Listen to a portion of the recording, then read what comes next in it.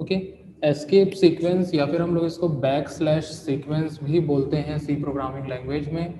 ठीक है, जनरली एक ऐसे कैरेक्टर्स होते हैं जो कभी भी स्क्रीन पे प्रिंट नहीं होंगे। लाइक कंसोल स्क्रीन पर अगर हम लोग कोई भी मैसेज प्रिंट करते हैं प्रिंटफ को यूज़ करके, तो वो कभी प्रिंट नहीं होता है।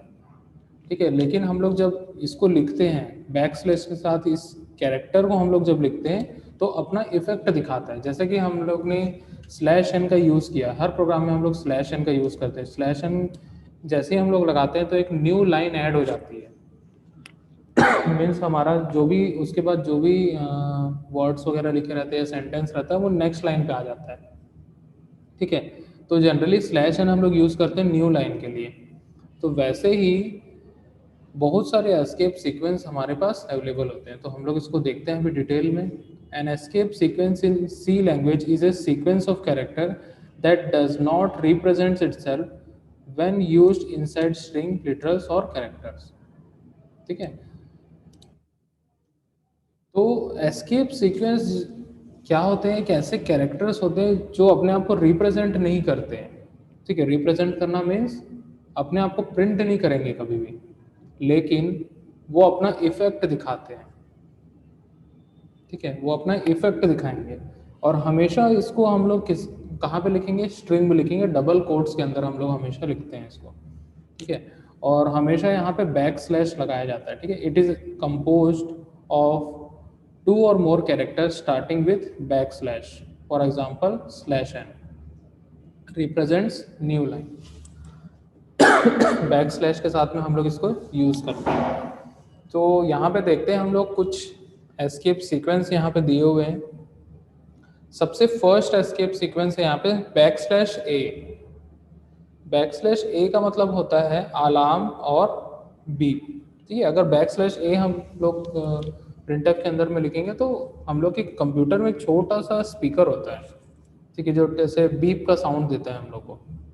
ठीक है, तो बीप का साउंड अगर हम लोग को वहाँ से प्रोड्यूस कराना है, या फिर वहाँ से बीप का साउंड हम लोग को अगर चाहिए, तो हम लोग बैक स्लैश ए लिख देते हैं। सभी कंप्यूटर में वर्क नहीं करता है वो ये चीज़, क्योंकि जैसे लैपटॉप वगैरह में यूज़ करोगे तो लैपटॉप में कभी भी वो वैसा छोटा सा स्पीकर नहीं लगाया जाता है। ठीक है, जैसे कंप्यूटर्स वगैरह होते हैं, पीसी होता है, तो उसमें वहाँ पे लगाया जाता है, तो वहाँ पे हम लोग उसको यूज़ कर सकते हैं।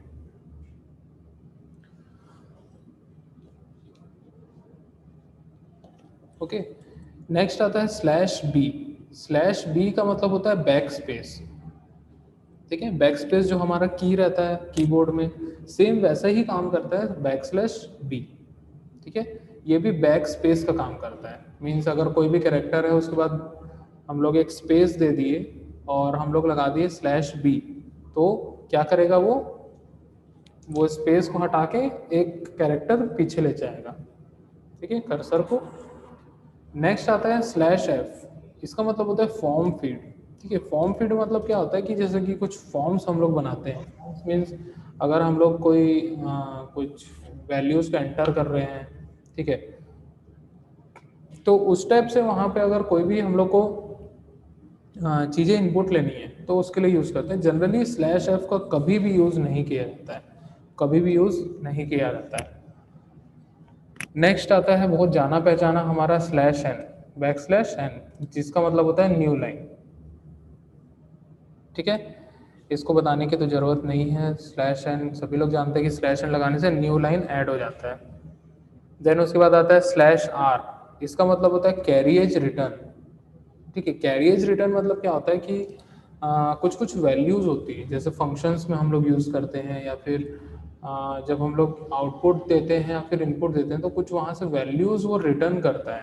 ठीक है, जनरली कैरिएज रिटर्न जो होता है वो इंटरनली सी कंपाइलर के लिए होता है, हमारे लिए नहीं होता है। मतलब जनरल प्रोग्राम्स में हम लोग इसको यूज़ नहीं करते हैं। ठीक है, नेक्स्ट होता है स्लैश टी।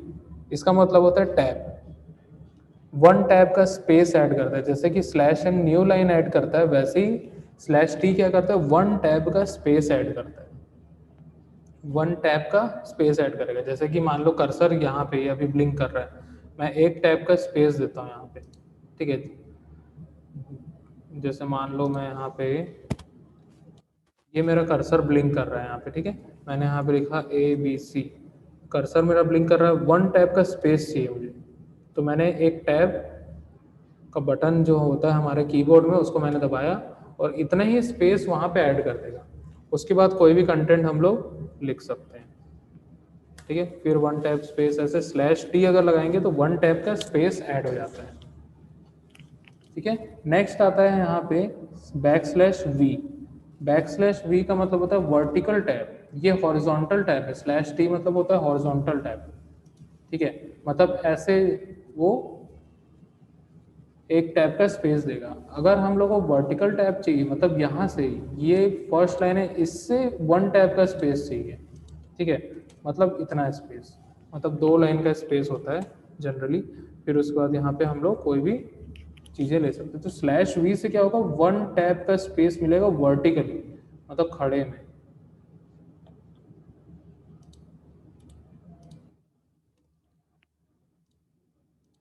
ठीक है। देन उसके बाद आता है, अगर हमें एक / ऐड करना है तो / से साथ में ही एक स्लैश हम लोग लगा देते हैं, तो / ऐड कर देता है, ठीक है। अगर हमें सिंगल कोट लगाना है तो / के साथ में सिंगल कोट लगाएंगे तो ये सिंगल कोट भी ऐड कर देगा। वैसे ही अगर हम लोग को डबल कोट लगाना है तो हम लोग / के साथ डबल कोट लगाएंगे तो डबल कोट भी ऐड कर देगा। अगर हमें क्वेश्चन मार्क यहाँ पे लिखना है तो हम लोग क्वेश्चन मार्क भी / के साथ में लिख सकते हैं, ठीक है। देन उसके बाद अगर ऑक्टल नंबर हम लोग को प्रिंट करना है, मीन्स 0 से लेके 7 तक अगर हम लोग को प्रिंट करना है तो 3 के कॉम्बिनेशन में होता है, कभी भी 3 बिट्स के पेयर में होता है। 0 to 7 के कॉम्बिनेशन में अगर कोई भी अगर नंबर बनाते हैं तो वो ऑक्टल नंबर होता है। तो हम लोग भी उसको / के साथ में प्रिंट करा सकते हैं, लेकिन वो प्रिंट नहीं होगा, जनरली अपना इफेक्ट दिखाएगा, ठीक है। ऑक्टल में प्रिंट होगा वो। फिर उसके बाद हेक्साडेसिमल नंबर अगर हम लोग को देना है, ठीक है, प्रिंट करना है, तो हम लोग इस टाइप का फॉर्मेट हम लोग यूज़ कर सकते हैं, ठीक है। फिर आता है /0, इसका मतलब होता है नल। जनरली नल एक वैल्यू होती है। जनरली नल क्या होती है, एक वैल्यू होती है जो कि किसी भी चीज़ को रिप्रेजेंट नहीं करती, मीन्स एक खाली वैल्यू होती है। जैसे कि हम लोग को कोई एक वेरिएबल बना लिए, वेरिएबल के अंदर कोई वैल्यू हम लोग डालते हैं, अगर हम लोग कोई वैल्यू नहीं डालें उसमें तो उस केस में उसके अंदर स्टोर हो जाएगा नल। नल मीन्स होता है एम्प्टी वैल्यू। नल को हम लोग यहाँ पे बोलते हैं एम्प्टी वैल्यू। एम्प्टी वैल्यू इसका मतलब होता है कि कोई भी वैल्यू उसमें नहीं है, एकदम खाली स्पेस है, उसी को हम लोग बोलते हैं नल, ठीक है। तो इतने सारे यहाँ पे एस्केप सीक्वेंस अवेलेबल होते हैं, तो कुछ ही हमारे काम के होते हैं, जैसे /n, /t, /v, single quote, double quote और क्वेश्चन मार्क। इतने ही हम लोग सबसे ज़्यादा यूज़ करते हैं यहाँ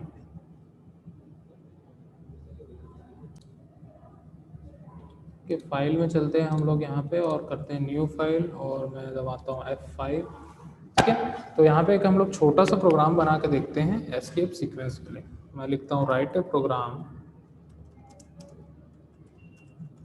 टू परफॉर्म एस्केप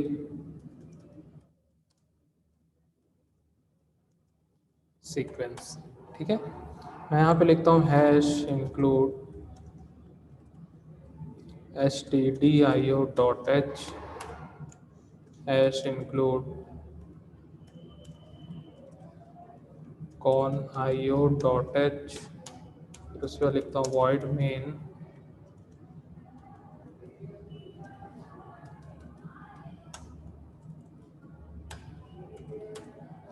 लिखते हैं यहाँ पे get ch, ठीक है।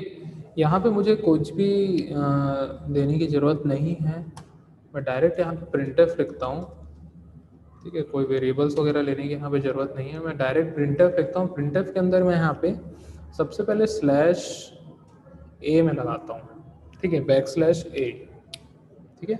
अब मैं इसको रन करके देखता हूँ, मैं इसको करता हूँ कंपाइल, ठीक है, कोई भी एरर नहीं आया, उसको करते हैं रन, ठीक है। अभी मैं तो लैपटॉप से अभी क्लास ले रहा हूँ, तो लैपटॉप में जनरली वो स्पीकर होता नहीं है, ठीक है, बड़ा स्पीकर होता है लेकिन उससे बीप का साउंड नहीं आएगा। वो एक इंटरनली मदरबोर्ड में लगा होता है, एक छोटा सा स्पीकर होता है, उसी से ही साउंड आता है। वो जनरली लैपटॉप में नहीं लगा होता है, ठीक है, क्योंकि लैपटॉप में थोड़ा जो मदरबोर्ड होता है वो अलग होता है, ठीक है। तो यहाँ पे मैं एक सेंटेंस लिखता हूँ, यहाँ पे मैं लिखता हूँ you are learning, you are learning C language, ठीक है। फिर उसके बाद मैं लिखता हूँ do you know C language, ठीक है। अब देखिए मैंने यहाँ पे एक सेंटेंस यहाँ पे मैंने लिखा, ठीक है। अब मैं इसमें सबसे पहले स्लैश एन का यूज़ करूँगा, ठीक है। स्लैश एन का यूज़ कैसे करूँगा मैं इसमें, जैसे मान के चलो यू के बाद मुझे न्यू लाइन चाहिए, तो मैं यू के बाद क्या करूँगा, बैक स्लैश एन लगा दूंगा, बैक स्लैश एन लगाऊंगा, फिर उसके बाद मैं इसको कर दूंगा रन। तो यहाँ पे देखो यू आया, उसके बाद न्यू लाइन आ गया, मीन्स उसके बाद वाले जितने भी वर्ड्स थे वो कहाँ पे आ गए, उसके बाद वाला सेंटेंस क्या हो गया, नेक्स्ट लाइन पे आ गया, ठीक है। तो ऐसे हम लोग न्यू लाइन को कहीं पे भी ऐड कर सकते हैं, जहाँ पे हम लोग चाहते हैं वहाँ पे हम लोग कर सकते हैं। तो मैं आर के बाद में भी न्यू लाइन कर देता हूँ, तो यहाँ पे हम लोग देख सकते हैं क्या आ गया, you are learning C language, do you know C language, ठीक है। हम लोग कर लेते हैं सबसे पहले क्लियर स्क्रीन, CLRSCR, ठीक है। अब इसके बाद रन करके इसको देखते हैं, ठीक है। तो यू आया, फिर आर आया, फिर लर्निंग सी लैंग्वेज ऐसा आ गया, ठीक है। तो ऐसा हम लोग कर सकते हैं। अब मुझे क्या करना है, जो मैंने यहाँ पे जो सी लैंग्वेज लिखा है, तो उसका सी जो है मुझे सिंगल कोट में चाहिए। तो सिंगल कोट के लिए क्या करूँगा मैं, बैक स्लैश के साथ में सिंगल कोट लगाऊंगा, बैक स्लैश के साथ में मैं क्या लगाया, सिंगल कोट लगाया, फिर सी के बाद में लगाऊंगा बैक स्लैश के साथ सिंगल कोट, ठीक है। तो क्या होगा, अब सी जो है वो सिंगल कोट के अंदर में आ जाएगा, देख सकते हैं यहाँ पे दिख रहा है सी लैंग्वेज जो है वो सिंगल कोट के अंदर में आ गया है, ठीक है। तो वैसे ही हम लोग यहाँ पे डबल कोट भी लगा सकते हैं। अगर मैं चाहता हूँ कि यहाँ पे डू यू नो में यहाँ पे डबल कोट है, ठीक है, तो बैक स्लैश के साथ यहाँ पे लगा दूंगा मैं डबल कोट, तो ये डबल कोट प्रिंट हो जाएगा, ठीक है। तो यहाँ पे इसको करते हैं रन, और इस प्रकार का देख सकते हैं हम लोग यहाँ पे do you know C language में है डबल कोट आ गया, ठीक है। तो इस प्रकार से हम लोग यहाँ पे क्या कर सकते हैं, डबल कोट ऐड कर सकते हैं। अगर मुझे क्वेश्चन मार्क लगाना है तो क्वेश्चन मार्क कैसे लगाऊंगा, जैसे मुझे लैंग्वेज के जस्ट बाद क्वेश्चन मार्क लगाना है तो मैं बैक स्लैश लिखूंगा और क्वेश्चन मार्क लिख दूंगा, ठीक है। तो ये क्या हो जाएगा, क्वेश्चन मार्क प्रिंट हो जाएगा। क्वेश्चन मार्क जनरली हम लोग ऐसे भी लगा सकते हैं, ठीक है, बैक स्लैश लिखने की जरूरत नहीं होती है, लेकिन कोई कोई कंपाइलर में वो काम नहीं करता है। अगर मैं बैक स्लैश नहीं भी लगाता हूँ तो भी क्वेश्चन मार्क प्रिंट होगा, ठीक है। तो क्वेश्चन मार्क के लिए बैक स्लैश जो होता है ऑप्शनल होता है, ठीक है। तो वैसा भी हम लोग यहाँ पे प्रिंट कर सकते हैं। मैं इसको कर लेता हूँ सेव,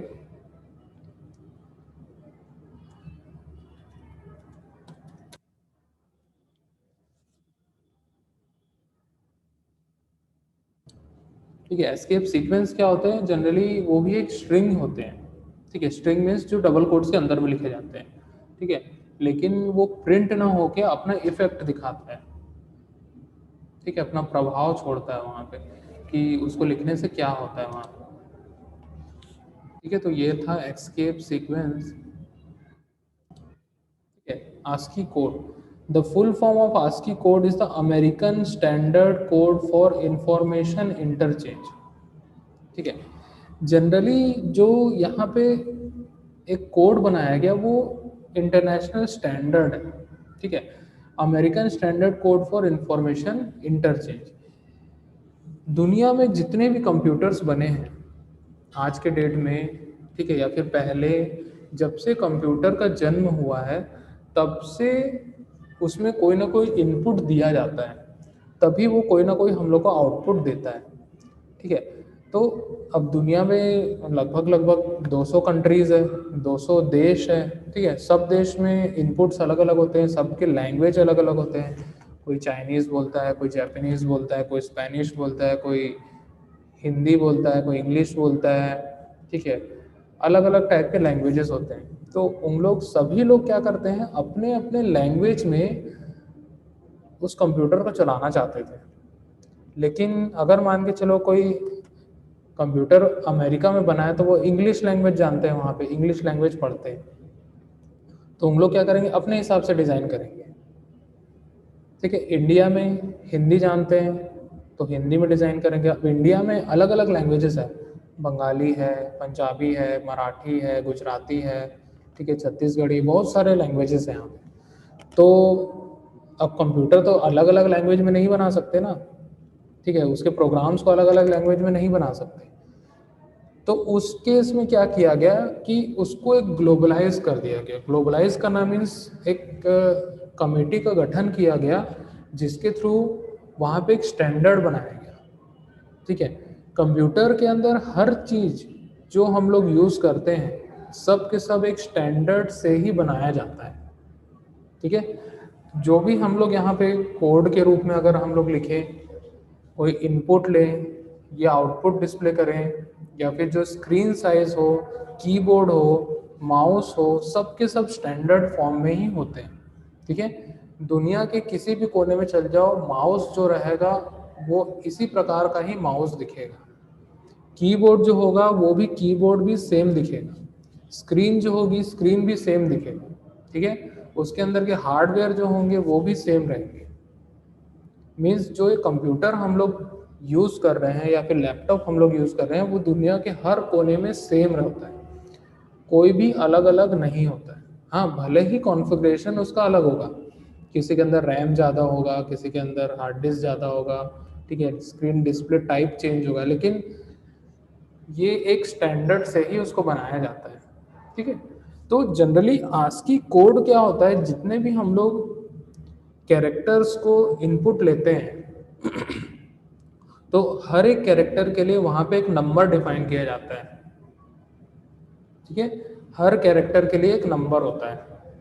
ठीक है, यहाँ पे देखते हैं, it is a character encoding scheme used for electronics communication. Each character और a special character is represented by some ASCII code and each ASCII code occupies 7 bits in memory. ठीक है, in C programming language, a character variable does not contain a character value. Rather, the ASCII value of the character variable, the ASCII value represents the each character variable in numbers, and each character variable is assigned some number range. ठीक है, तो जितने भी characters हमारे keyboard में होते हैं, चाहे वो अल्फ़ाबेट हो, चाहे वो नंबर हो, चाहे वो सिम्बॉल्स हो, या फिर कोई कोटेशंस हो, ठीक है, single quote, double quote, comma, dot, question mark, slash, ठीक है, प्लस माइनस, ब्रैकेट्स, ठीक है, या फिर जो भी सिम्बॉल्स हो, सबके लिए एक नंबर डिफाइन किया गया है। उसी नंबर से ही वो इनपुट लेता है और उसी नंबर के फॉर्मेट में ही आउटपुट डिस्प्ले करता है। ठीक है, अब यहाँ पे देखते हैं, उसके लिए एक टेबल दिया हुआ है यहाँ पे। ठीक है, तो सबसे पहले यहाँ पे चालू करते हैं।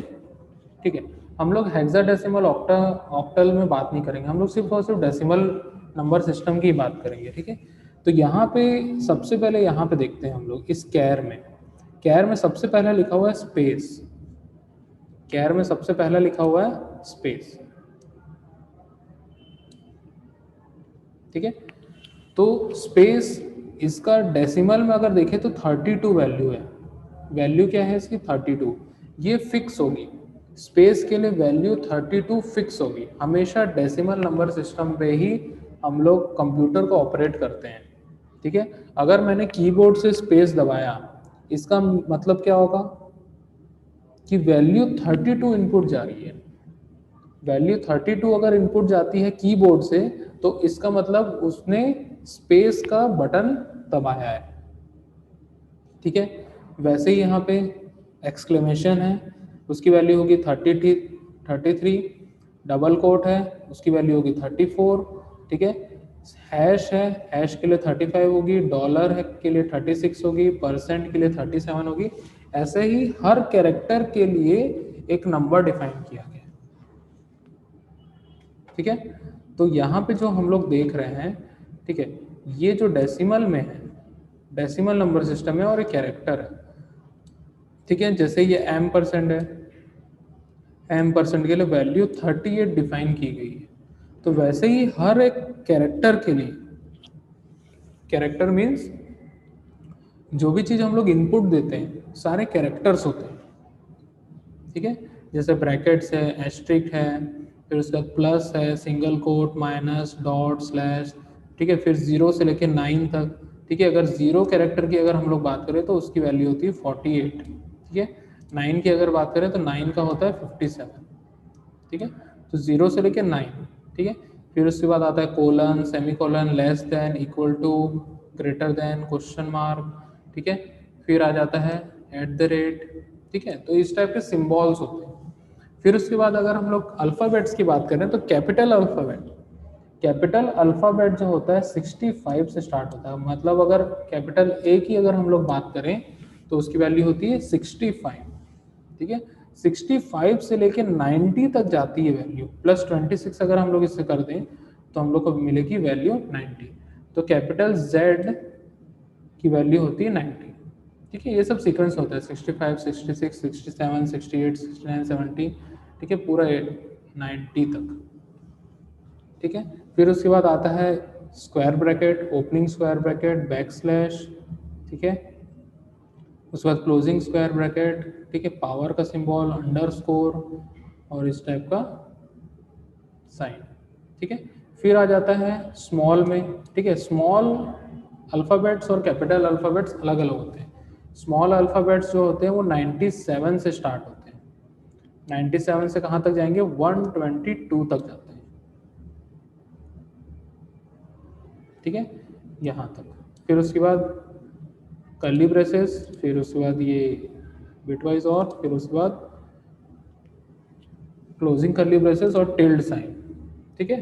तो जनरली जो यहाँ पे हम लोग वैल्यूज़ को देख रहे हैं वो वैल्यूज़ जो होंगे वो उसका भी एक रेंज होगा। रेंज क्या होगा, रेंज होगा 0 से लेके 127 तक, 0 से लेके 127 तक आस्की कैरेक्टर्स यहाँ पे डिफाइन किए गए हैं। अब कैसे 0 से लेके, तो यहाँ पे देखो, देखो डेसिमल में है 0, ठीक है। डेसिमल नंबर सिस्टम की बात कर रहे थे, 0 से लेके 127 तक यहाँ पे जो हम लोग यहाँ पे देख रहे हैं, 0 से लेके 127 तक, ठीक है। डेसिमल नंबर सिस्टम में आस्की कैरेक्टर्स को डिफाइन किया गया है। 0 से लेके 127 तक आस्की कैरेक्टर को डिफाइन किया गया। इसी प्रकार से ही कोई भी इनपुट काम करता है, कोई भी कीबोर्ड काम करता है, ठीक है। अगर हम लोग वैल्यू 65 को अगर प्रिंट करते हैं तो 65 की वैल्यू क्या है, ए है, ठीक है।